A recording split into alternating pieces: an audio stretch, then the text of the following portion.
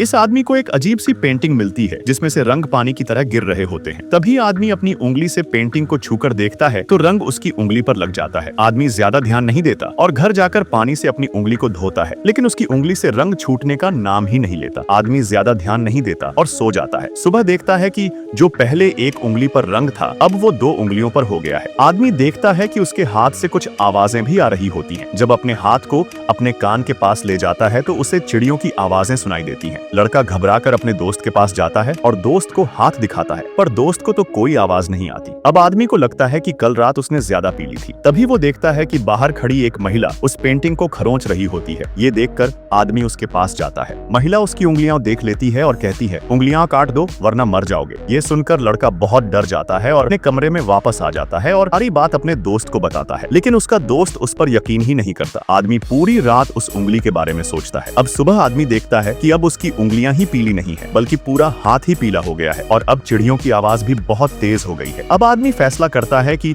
अपना हाथ ही काट देगा, पर उसकी हिम्मत नहीं हो पाती है। अब वो उस महिला को पेंटिंग के पास देखता है। महिला उसे शांत करती है और कहती है, 20 साल पहले मैंने और मेरी बहन ने भी उस पेंटिंग को देखा था और मस्ती मस्ती में मैंने अपनी बहन के चेहरे पर रंग लगा दिया था। जब मुझे इस नियम का पता चला तो मैंने अपना हाथ काट लिया था। अब गुस्से में आदमी महिला से भिड़ने लगता है और कहता है, मैं इस पेंटिंग को ही तबाह कर दूंगा, पर गलती से उसका चाकू महिला को ही लग जाता है, जिससे डर कर आदमी भाग जाता है। लेकिन अब आदमी देखता है कि उसके आसपास का नजारा पेंटिंग जैसा ही हो गया है। अब आदमी अपना पूरा हाथ काट देता है। दूसरी तरफ उसका दोस्त उसे ढूंढते हुए पेंटिंग के सामने आ जाता है और देखता है कि उसके दोस्त जैसा ही आदमी पेंटिंग के अंदर होता है और उसका हाथ भी कटा हुआ होता है। अब वो भी उस पेंटिंग को छू लेता है और वह भी पेंटिंग के अंदर चला जाता है। महिला पेंटिंग के सामने अजीब सी मुस्कान दे रही होती है।